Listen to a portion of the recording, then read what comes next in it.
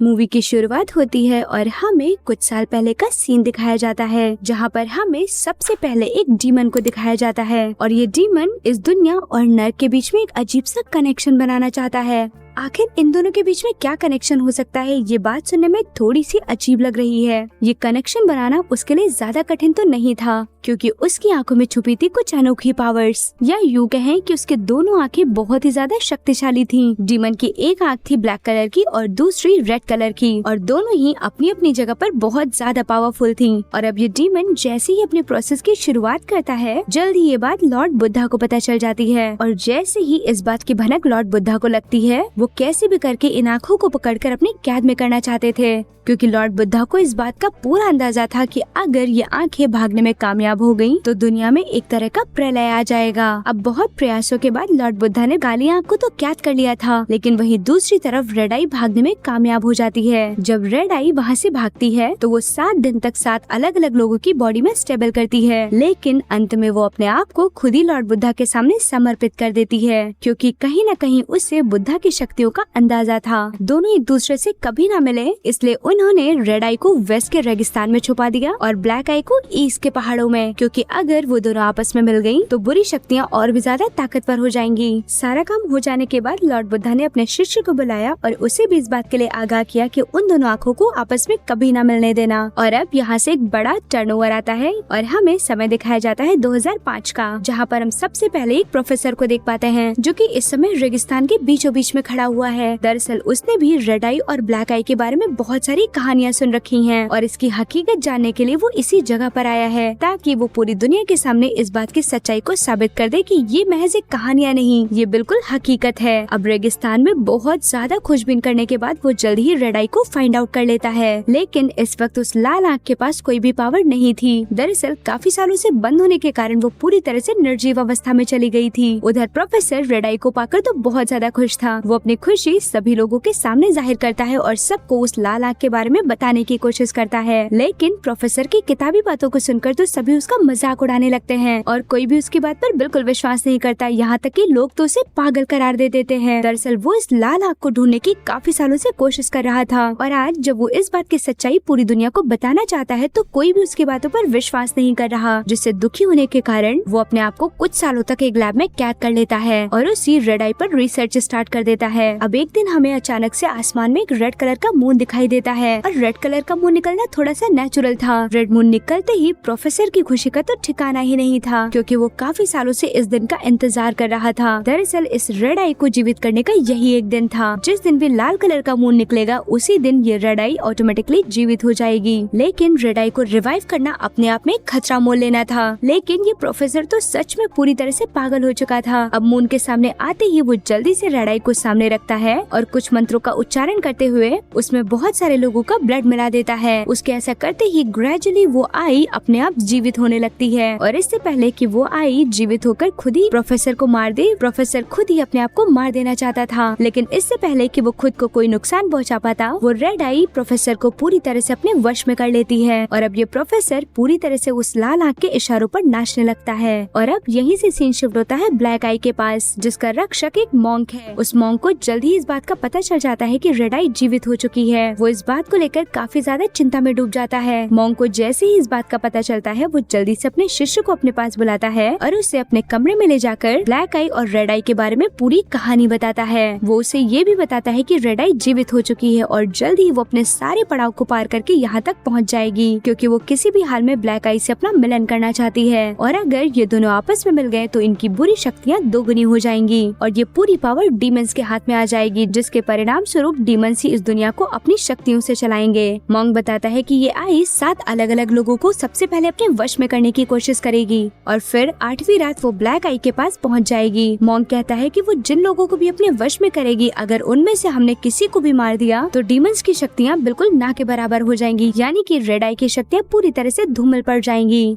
अब यहीं से सीन शिफ्ट होता है जंगल की ओर, जहाँ पर हम एक शिकारी को देखते हैं। वो मजे में शिकार करने के लिए जा रहा था कि तभी उसके शोल्डर पे एक अजीब सा हाथ आता है और वो जैसे ही पीछे टर्न होता है उसके पीछे थी रेड आई। वो देखते ही देखते उस शिकारी को अपने वश में कर लेती है और अब यहीं पर उस रेड आई का दूसरा पड़ाव कंप्लीट हो चुका था। अब रेड आई उस शिकारी के रूप में अपने दूसरे शिकार के लिए निकल पड़ी थी और तो और रेड आई के पजेस करने की वजह से वो शिकारी का रूप भी बहुत ज्यादा भयानक नजर आ रहा था। वो चलते चलते एक कपल के रूम में पहुंच जाता है और जल्दी वो शिकारी उस लड़के पर अटैक कर देता है, जिसके कारण वो रेड आई उसे भी अपने वश में कर लेती है। इधर मॉन्क अपने शिष्य को बताता है कि अब समय आ चुका है, हमें पूरी तरह से एक्टिव हो जाना चाहिए और अपने प्लान को एग्जीक्यूट करना चाहिए ताकि हम दुनिया पर आने वाले प्रलय को रोक सके। अब देखते ही देखते सुबह हो जाती है और जैसे ही शिष्य की आँख खुलती है वो अपने सामने मॉन्क को मरा हुआ पाता है और वही ब्लैक आई वाला बॉक्स भी उसके सामने रखा हुआ था। वो इस बात को लेकर बहुत ज्यादा घबरा जाता है। उसे ऐसा लग रहा था कि जैसे ये सारी बातें उसने अपने सपने में देखी हूँ। वो पूरी तरह से कंफ्यूजन में था। वो शिष्य ब्लैक आई को एक थैले में रखकर वहाँ से निकल जाता है। दरअसल वो उस इंसान की खोज में निकला है जो कि उसकी इन सारी चीजों में मदद कर सके।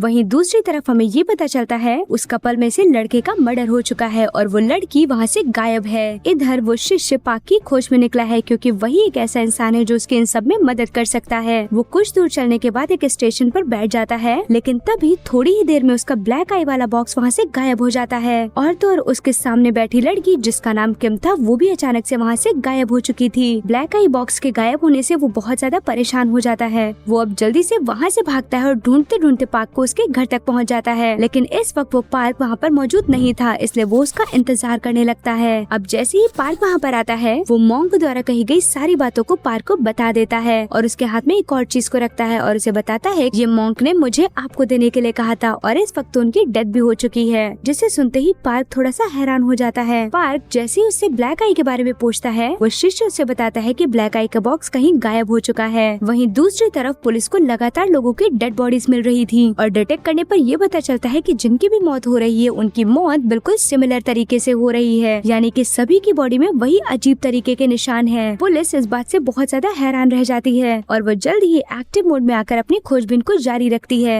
इधर हम एक लड़की को देखते हैं जो कि एक सुनसान जगह पर बिल्कुल कॉर्नर में अकेली खड़ी हुई है। उधर से एक डिलीवरी बॉय निकलता है और वो उस लड़की को अकेला खड़े देखकर उसकी मदद के लिए उसके पास आ जाता है, लेकिन जैसे ही वो उसके पास आता है वो अचानक से उसे पकड़ लेती है। दरअसल रेड आई का उस लड़की पर कब्जा था और अब जल्द ही वो रेड आई उस लड़के को भी अपने काबू में कर लेती है और फिर यहाँ से निकलती है वो अपने अगले शिकार पर। वो डिलीवरी बॉय वहाँ से निकलकर सीधा किम नाम की एक लड़की के पास आ जाता है। दरअसल किम ने ही ब्लैक आई का बॉक्स चुराया था। किम उस लड़के के सामने ब्लैक आई का बॉक्स खोल कर रख देती है। अब रेड आई ब्लैक आई को देखते ही तड़पने लगती है। अब किम इस रेड आई का 7वां टारगेट है, यानी कि उसने अपने 6 पड़ाव को पूरी तरह से कंप्लीट कर लिया है। इधर हम पार्क और शिशु को देखते हैं जो कि अपना कुछ जरूरी सामान लेते हैं और किम की खोज में निकल जाते हैं। पार्क जल्दी ही अपनी शक्तियों से ये पता लगा लेता है कि रेड आई ने 6 पड़ाव पूरी तरह से कंप्लीट कर लिए हैं और किम उसका 7वां टारगेट है। किम को ढूंढते ढूंढते रात हो चुकी थी, लेकिन अब तक उसका कोई पता नहीं था। तभी अचानक से एक आदमी पार्क के सामने आता है और वो उससे कहता है कि जिस लड़की को तुम ढूंढ रहे हो वो इस वक्त देबू में है, तुम्हें वहाँ जाकर उसे ढूंढना चाहिए। वहीं दूसरी तरफ लगातार मर्डर्स होने के कारण पुलिस भी एक्टिव मोड में आ चुकी थी, क्योंकि पुलिस को मर्डर होने की कोई खास वजह नहीं मिल रही थी कि आखिर इन सभी को मारने वाले का मकसद क्या है। इधर पार्क अपने साथी के साथ देबू पहुंच चुका था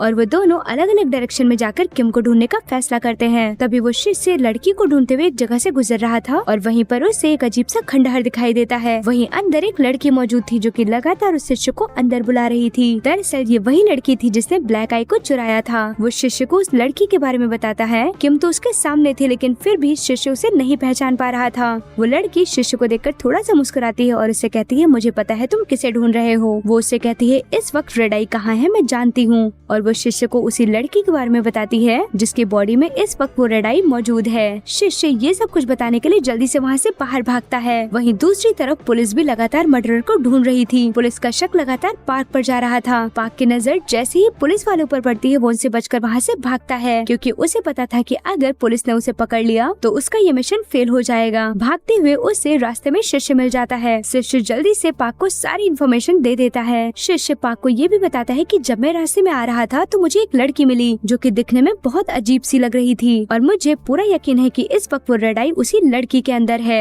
और वो लड़की पूरी तरह से रेड आई के कब्जे में है। पार्क शिष्य को समझाता है कि अब हम दोनों को अलग अलग रास्ते अपनाने चाहिए, क्योंकि मैं इस वक्त उस लड़की को मारना चाहता चाहता हूँ और मेरे पास सिर्फ एक यही रास्ता है, क्योंकि अगर हमने ऐसा नहीं किया तो वही होगा जो मॉन्क ने कहा था और मैं ऐसा बिल्कुल नहीं चाहता कि इन सब में तुम्हारी जान जाए। और इतना कहते ही पाक वहाँ से निकल जाता है। लेकिन शिष्य को ऐसा लग रहा था कि जिस लड़की से वो भी मिल के आया है यानी कि किम, पाक उसे मारने की बात कर रहा है। शिष्य अपने कदमों को पीछे लौटा लेता है और जल्द ही किम के पास पहुँच जाता है। वो किम से कहता है कि तुम्हें अभी कभी मेरे साथ चलना होगा, नहीं तो तुम मारी जाओगी। वहीं दूसरी तरफ पुलिस के हाथ एक बड़ी खबर लगती है, जहाँ पर पुलिस को पता चलता है कि वो प्रोफेसर जिसने रेड आई को जिंदा किया है वो एक मेडिटेशन सेंटर चलाता था और मरने वालों में वही सारे लोग मौजूद हैं जो उस वक्त उसके मेडिटेशन सेंटर में आया करते थे, यानी कि रेड आई उन्हीं लोगों को अपना टारगेट बना रही है। वहीं पार्क उस लड़की के पास पहुंच जाता है जिसको इस वक्त रेड आई ने अपने काबू में कर रखा है। वो उसे मारने ही वाला होता है कि तभी पुलिस का एक आदमी वहाँ पहुँच जाता है और पार्क को उसे मारने से रोक देता है। और अब पार्क और पुलिस के बीच में फाइटिंग शुरू हो जाती है कि तभी वो लड़की वहाँ पर आ जाती है और अपनी शक्तियों से पुलिसमैन को उठाकर दूर फेंक देती है। लड़की के ऐसा करते ही वो पुलिसमैन इमीडिएटली वहीं पर बेहोश हो जाता है। और अब हमें यहाँ पर ये पता चलता है कि पार्क दरअसल इसी लड़की को मारने की बात कर रहा था जिसको रेड आई ने अपने कब्जे में कर रखा है। लेकिन शिशु को ऐसा लग रहा था कि शायद वो किम को मारने वाला है। वो पार्क की बात को अच्छे से समझ नहीं पाया था।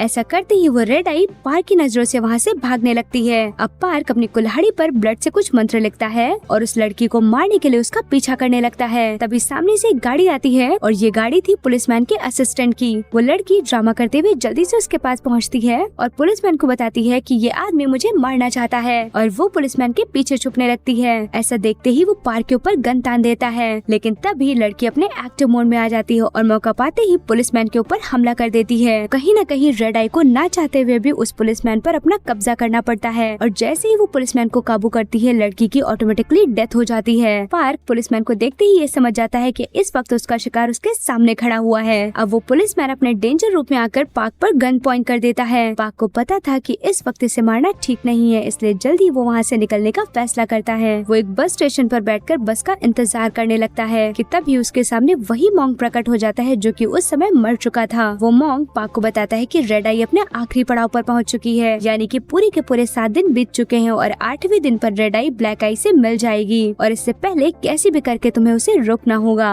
उधर वो पुलिसमैन जो कि इस वक्त रेड आई के कब्जे में है वो उसी जगह पर पहुंच जाता है जहाँ पर इस वक्त किम मौजूद है। दरअसल किम के पास ही वो ब्लैक आई का बॉक्स है, लेकिन तब तक वहाँ पर पार्क आ जाता है और उसके आते ही किम वहाँ से गायब हो जाते हैं और बचता है तो वो सिर्फ बॉक्स जिसमें ब्लैक आई मौजूद थी। अब शिष्य को पता चल चुका था कि इसी लड़की ने ब्लैक आई के बॉक्स को चुराया था। वहीं दूसरी तरफ पुलिस का एक आदमी सबसे पहले वहाँ से निकलकर किम के बारे में पता लगाने के लिए जाता है, जहाँ एक बूढ़ी औरत से उसे पता चलता है कि किम महज एक आत्मा है। दरअसल किम प्रोफेसर की बहुत ही खास इंसान थी और तो और वो प्रोफेसर को पसंद भी करती थी, लेकिन मरने के बाद भी वो प्रोफेसर की आखिरी इच्छा को पूरी करना चाहती है। वो इन एविल आंखों की कहानियों को पूरी दुनिया के सामने लाना चाहती है जो कि प्रोफेसर करना चाहता था। दूसरी तरफ पार्क सबसे पहले शिशु को ढूंढता है और उसके साथ मिलकर अपने प्लान को एग्जीक्यूट करने के बारे में सोचता है, जिसमें वो खुद को ही शिकार बना रहा था, क्योंकि उसे पता चल चुका था कि अब उसके लिए ये काम अकेले करना मुमकिन नहीं है। इसलिए पार्क ने अपने इस काम को अंजाम देने के लिए शिष्य को भी अपने काम में शामिल कर लिया। पार्क अपने सारे रिचुअल्स के साथ तैयार हो चुका था।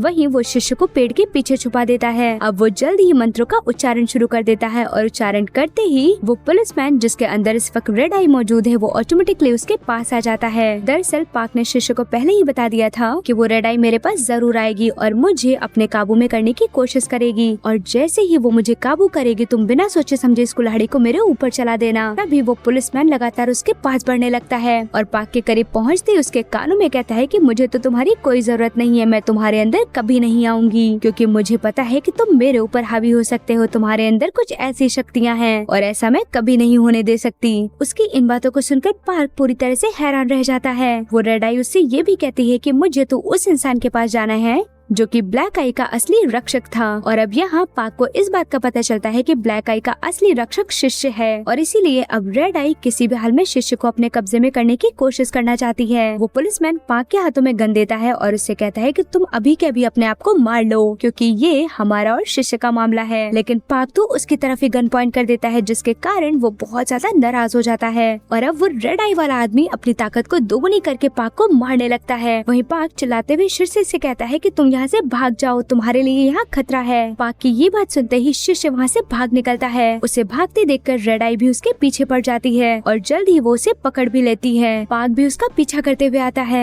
इससे पहले कि वो रेड आई शिष्य को कुछ कर पाती, पाक अपनी कुल्हाड़ी से उस पर हमला कर देता है और तब तक यहीं पर पुलिस का एक और आदमी पहुंच जाता है और वो पाक को ऐसा करते देख उस पर गोली चला देता है, जिसके कारण पाक वहीं पर घायल हो जाता है। लेकिन रेड आई ने तो अपना पूरा काम कर दिया था, क्योंकि वो तो इस वक्त शिष्य की बॉडी में आ चुकी थी और उसकी बॉडी में एंटर करते ही वो पुलिसमैन जिसके अंदर अब तक वो रेड आई थी वो मारा जाता है। कहीं न कहीं रेड आई के अंदर आ जाने से शिष्य की ताकत दोगुनी हो चुकी थी। वो पुलिसमैन को अपने हाथों से उठाता है और एक ही झटके से उसे अपने से दूर फेंक देता है। अब पाक रेड आई से रिक्वेस्ट करते हुए कहता है कि तुम शिष्य को छोड़ दो, तुम्हें चाहिए तो तुम मेरी बॉडी ले लो, वो बहुत ही मासूम है। लेकिन रेड आई तो बहुत चालाक थी। वो पाक को मैनिपुलेट करते हुए कहती है कि ये वही बच्चा है जिसकी वजह से तुम्हारा पूरा परिवार मारा गया था और तुम्हें तो इसे मार देना चाहिए। पाक कैसे भी करके अपने आप को कंट्रोल करता है। पाक बड़ी ही चालाकी से उसके चेहरे पर एक मंत्र को लिख देता है और अब जैसे ही रेड आई शिष्य के जरिए पाक को मारने वाली होती है, पाक अपने अंदर मंत्रों का उच्चारण शुरू कर देता है, जिसके कारण उसके फेस पर लिखे हुए शब्द एक्टिवेट हो जाते हैं और अब ना चाहते हुए भी मंत्रों की वजह से रेड आई को शिष्य की बॉडी से निकलकर पाक की बॉडी में आना पड़ता है। जैसे ही शिष्य अपनी नॉर्मल कंडीशन में आता है, पाक चिल्लाकर उसे कहता है कि मुझे कुल्हाड़ी से मार दो। पाक की इन बातों को सुनकर शिष्य बहुत ज्यादा इमोशनल हो जाता है। वो फूट फूट कर रोने लगता है। इस पर पाक चिल्लाते हुए शिष्य से कहता है कि इससे पहले कि मैं अपना कंट्रोल खो दूं, तुम मुझे मार दो। शिष्य कुल्हाड़ी उठाता है और पाक को वहीं पर मार देता है। अब शिष्य अपने मंत्रों के थ्रू जल्दी उस रेड आई को अपने कब्जे में कर लेता है और अंत में हमें उसी रेगिस्तान का सीन दिखाया जाता है जहाँ पर उस रेड आई को पहले दफनाया गया था। वो रेड आई को उसी बॉक्स में भरता है और एक बार फिर से उस लाल आग को उसी जगह पर बंद कर देता है जहाँ से उसे प्रोफेसर ने निकाला था और अंत में हमें किम को दिखाया जाता है, जिसकी आत्मा रेड आई के दफन होते ही आजाद हो चुकी है। और इसी के साथ ये मूवी यहीं पर एंड हो जाती है। सो फ्रेंड्स, आपको ये मूवी कैसी लगी हमें ये कमेंट सेक्शन में जरूर बताएं। हमारे चैनल को लाइक करें, शेयर करें और सब्सक्राइब करना तो बिल्कुल ना भूलें। Thank you for watching the video.